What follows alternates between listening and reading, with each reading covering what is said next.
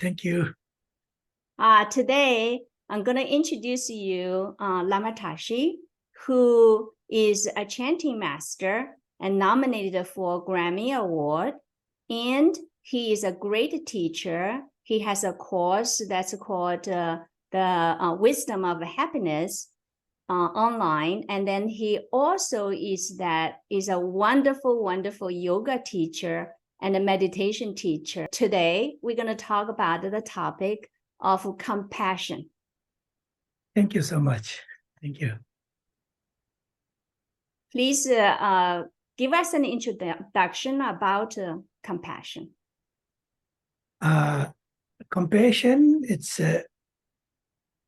like most precious inner jewel, what we believe. Like externally, we have lots of jewels, but when it comes to inner quality, among all the inner quality, compassion is the most precious one.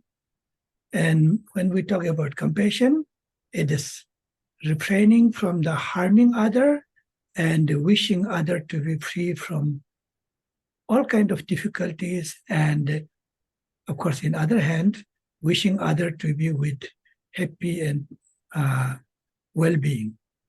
Notice that how important it is of self-compassion.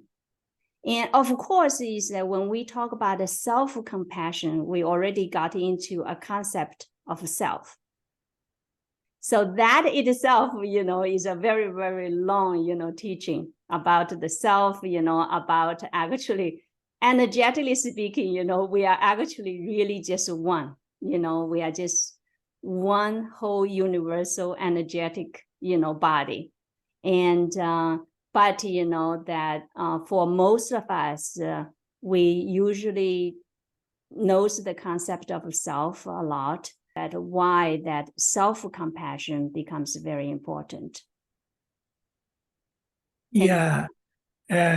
One of Indian Buddhist master, Acharya Shantideva, he said, if you do not have that willing to be free from pain for yourself, if you do not have this, like what you said, like self-compassion, you cannot extend your compassion for others. So that's exactly what you said. And the main thing, as I said earlier, why this is precious, is like, even for just a general normal life, we depend on others' care and kindness.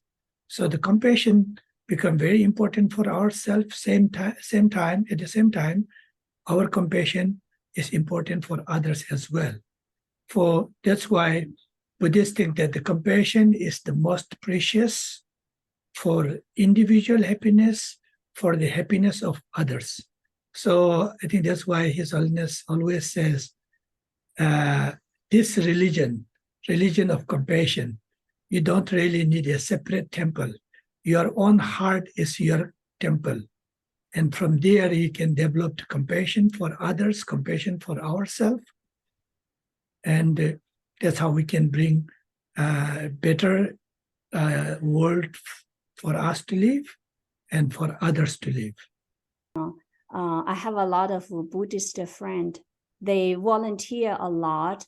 They're always very, very busy, doing things for other people, And but the thing is that what I have noticed is that sometimes they themselves actually is that sometimes easily get angry, or sometimes is that depressed, So I think that, and that exactly is in many ways, it's because of that, in the process of being so busy, compassionate about others that have not been, taking very good care of themselves. Yeah, that's one of the things that when I talk about happiness, if you have a compassion for yourself, then definitely you can make yourself happy as well. And then when we are not happy ourselves, and accidentally we become sometimes we become mean to other. We become dangerous for other. So that's one of the reasons that I think like we should work for our happiness, self-happiness as well, self-compassion, self-kindness, self-love. So that in one hand, you are good to yourself, then you will be better for other. And then in other hand, if you are nice to yourself, you are less dangerous. Sometimes when we are not happy inside, then we make mistakes and we create problem for others, dangerous. I mean, that's why I call like we can make ourselves danger for others if we are not happy. So keep oneself happy so that we can be nicer and more kinder to others. So this is very important. So working for the happiness of oneself or developing compassion for oneself, love, kindness to oneself is very important. Without that, if we think of being kind and compassion for others, it's risky, what I would say.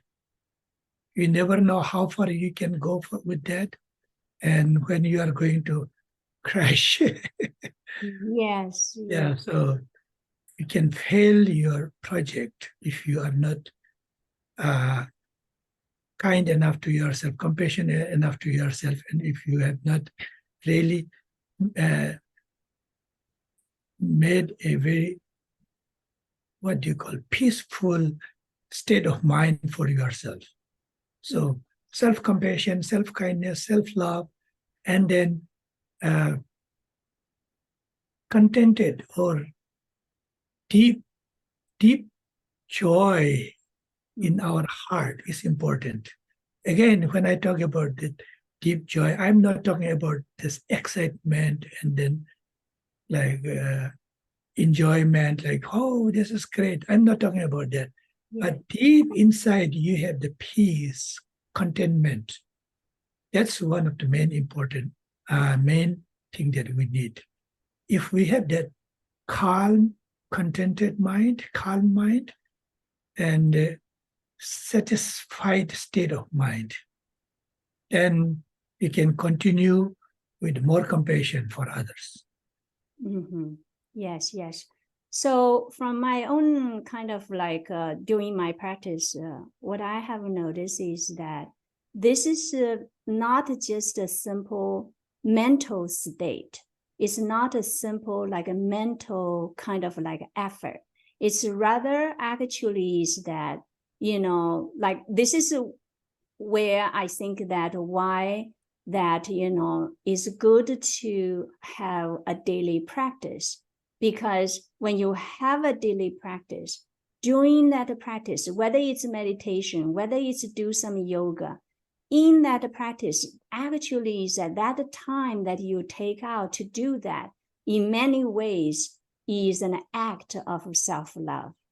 So when we do that, then is that, that compassion naturally rises up when energetically that we change, energetically that through the practice, we come to a point that compassion naturally rises. I think that's probably what you are saying that, from the heart. Mm-hmm, mm-hmm. We need to kind of be persistent, like continuous practice. And then, of course, sometimes, having a faith on kindness and compassion, and then like continuously sticking to that point, thinking that again and again. And then, of course, we need the blessing of the enlightened energy, enlightened being. So having faith is also important. It's not just like a business that you exchange with the money. So sometimes that doesn't really work. So a constant or like continuous effort, and then having a strong faith on that, And now compassion, I can develop compassion for myself, I can develop compassion for all other beings, and believing that the universal energy of compassion is there that I can absorb in myself. If we have that belief and continue, then that definitely we can make ourselves more compassionate, and our compassion become more expanded to the more people, and then at the end we call it like compassion towards all other beings. Mhm. Yes. So it's actually, it's more like a natural process. Uh-huh. Yes, yes.